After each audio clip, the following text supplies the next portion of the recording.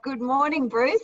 So can you just tell me a little bit about Rapid Group? I know you're a cooperative, you're one of our members, which is wonderful, but what does Rapid Group do and what's your role at Rapid Group? Okay, so I'm the general manager of Rapid Group, and we're a group of wholesale cleaning supply businesses.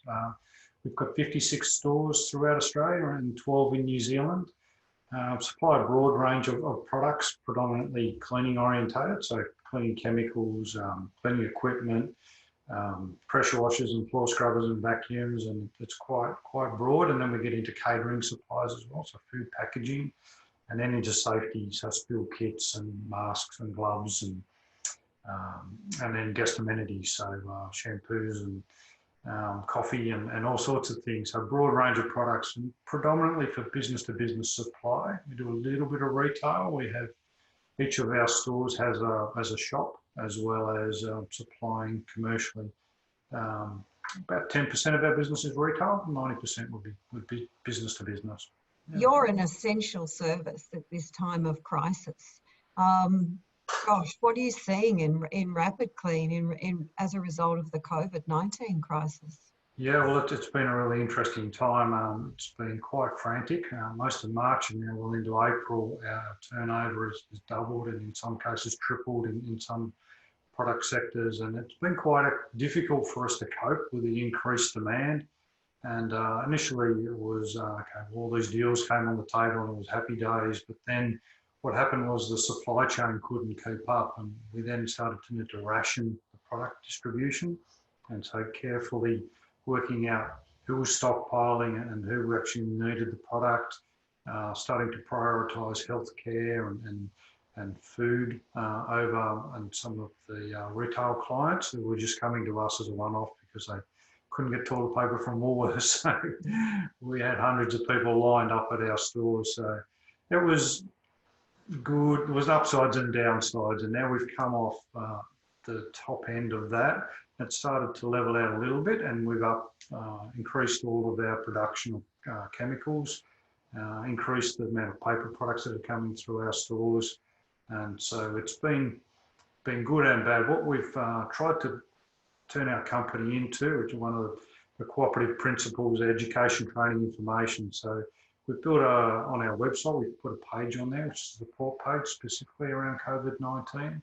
And we just actually released it today as an online training course for how to clean infectious cleaning in commercial settings, which is mainly around stopping the spread of a virus or bacteria. And it's a modification of a training course we already had, which is around healthcare. And then we also help facilitate information, so how to wash your hands properly, and some more charts, some government documentation that we're just communicating, making sure people can get access to the right sort of documentation to direct their staff. So there's been lots of changes within our business. As I say, business has gone through the roof. We supply to all those sectors you spoke about, so schools, hospitals, aged care, industrial clients.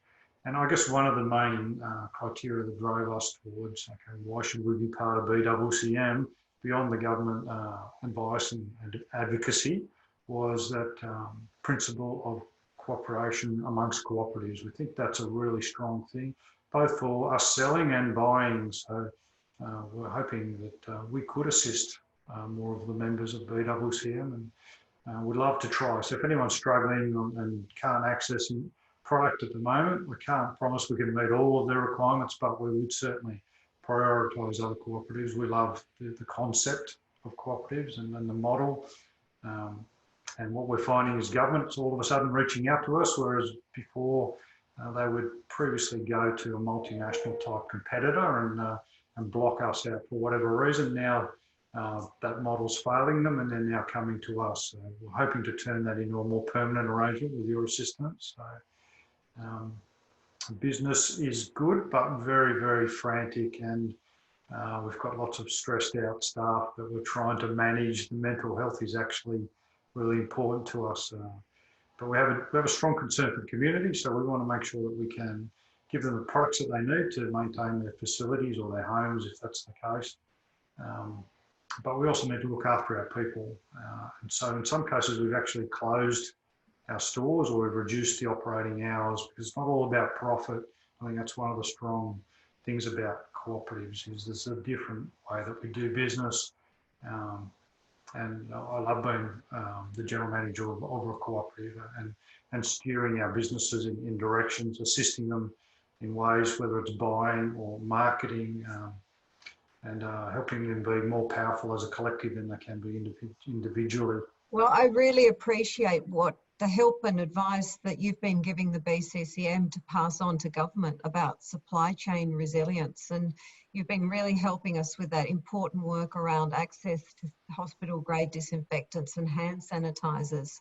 There's a huge push on now from the government to try and make sure that we have resilient supply chains. And they're also talking about, in-country manufacturing, and the advice you've provided around your supply chain for things like hand sanitizers has been really, really helpful.